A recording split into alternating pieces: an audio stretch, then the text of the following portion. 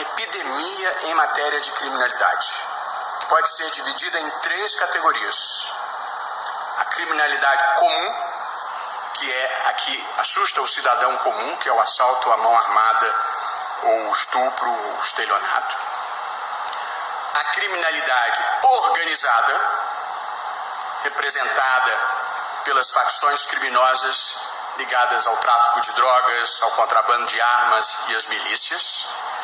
E a terceira é a criminalidade institucionalizada, como 2 delegados que atuaram na Lava Jato, Jorge Pontes e Márcio Anselmo, bem explicam num livro chamado Corrupção.gov, que é a corrupção que se pratica dentro das entranhas do Estado, pelos agentes públicos que deveriam servir à sociedade. É no âmbito da criminalidade institucionalizada que se situa a corrupção estrutural e sistêmica que ocorreu no Brasil. E, portanto, penso que nós não podemos interpretar a Constituição e a legislação sem levar em conta a capacidade institucional dos órgãos da justiça de adequadamente enfrentar este problema que dramaticamente ainda assola o Brasil. A corrupção é estrutural e sistêmica porque está em toda parte.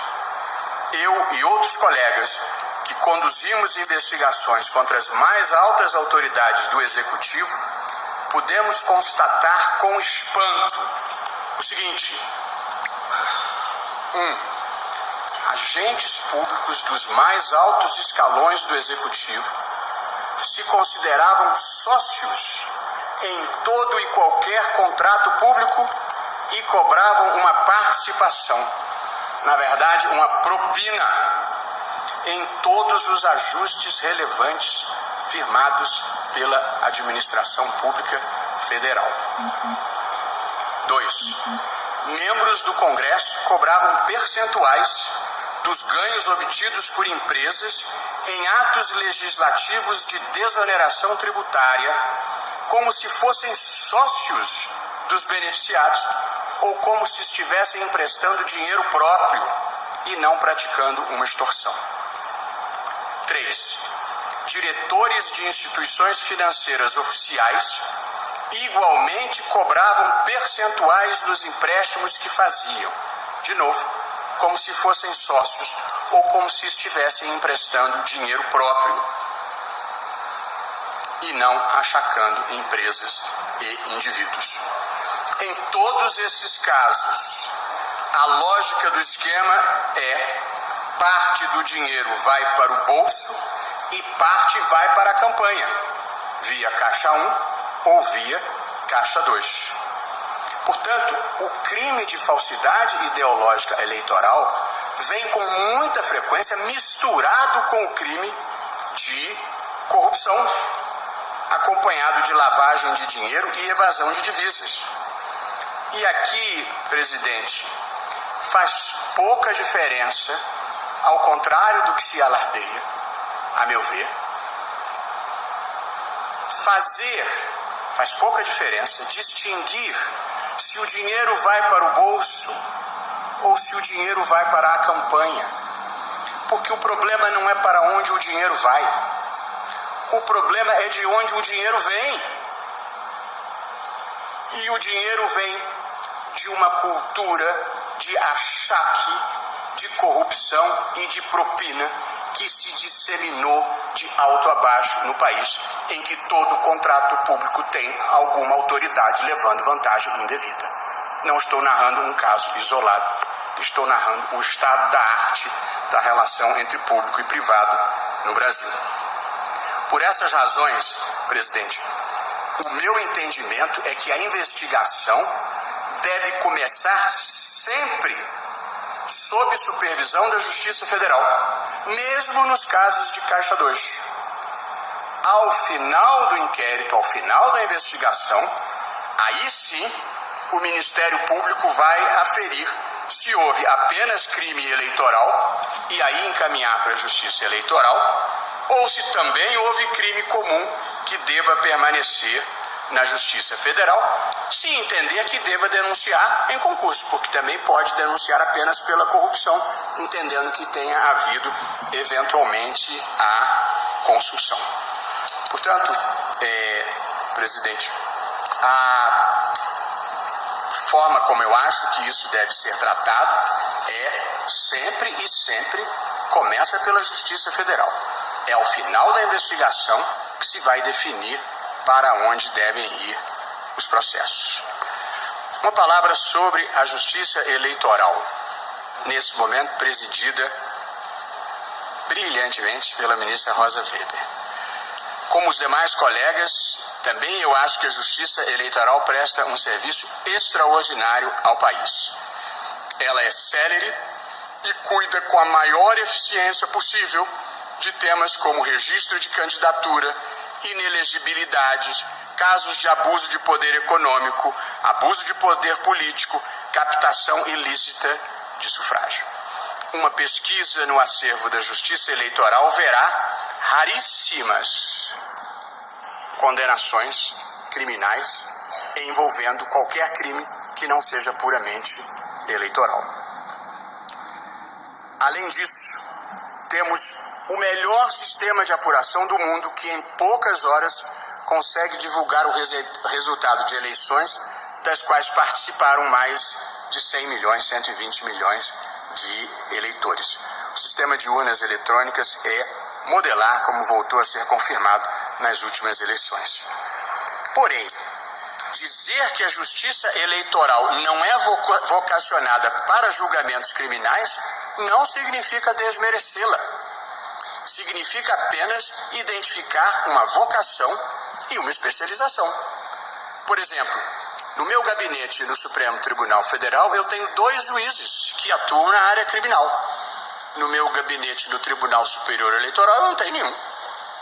Simplesmente porque, no normal das circunstâncias, a Justiça Eleitoral não está aparelhada para o julgamento de casos criminais. Agora, e digo eu, afirmar que um grande oftalmologista não é o profissional adequado para fazer uma cirurgia de fígado não significa desmerecer a grandeza do oftalmologista, por evidente. Será, pelo contrário, significa assegurar que ele continuará a cumprir bem a missão para a qual está preparado. E concluo, não sem surpresa, as estatísticas de condenação criminal pela Justiça Eleitoral são pífias. Aqui, e esse é um ponto que eu gostaria de enfatizar, no mínimo, existem aqui 2 interpretações possíveis. Uma que reconhece a competência da Justiça Federal e outra que pretenderia mandar boa parte dos casos para a Justiça Eleitoral. Esse ponto me parece muito importante. Pela primeira vez na história do Brasil, nós vimos obtendo resultados concretos, efetivos contra a corrupção.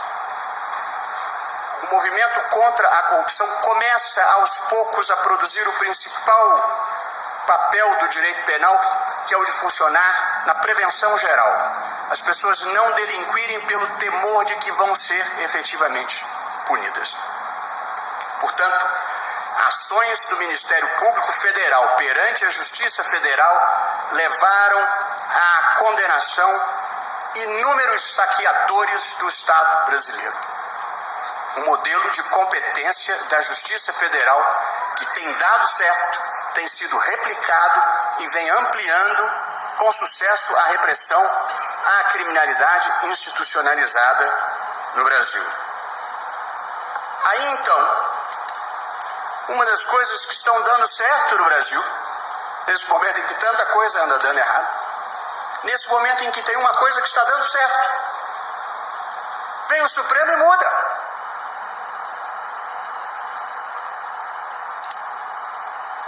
E passa para uma justiça que não tem nenhuma expertise no tratamento de questões penais e menos ainda no enfrentamento criminal da corrupção. todas as vênias aos eminentes colegas, é difícil de entender e é difícil de explicar para a sociedade. Por que nós estamos mudando alguma coisa que está funcionando bem para o país? Veja, presidente, ministro Luiz Fux, o contraste entre a Justiça Federal e a Justiça Eleitoral, como um argumento pragmático, porque o argumento jurídico eu já exposei. Paraná, Estado do Paraná. Existem 70 varas federais, 14 varas exclusivas para a matéria criminal e uma vara privativa que atua nos crimes contra o sistema financeiro, lavagem de dinheiro cometidos por organizações criminosas, que é a 13ª Vara Federal de Curitiba. Portanto, 14 varas especializadas apenas em matéria criminal e uma vara especializada para o tipo de criminalidade mais sofisticada que se está procurando combater no Brasil. Cada vara da Justiça Federal do Paraná, que foi o exemplo que eu colhi, poderia ter sido em homenagem ao ministro Luiz Edson Fachin, mas era porque o juiz a quem eu pedi a pesquisa é do Paraná e, portanto, foi lá onde ele fez o levantamento.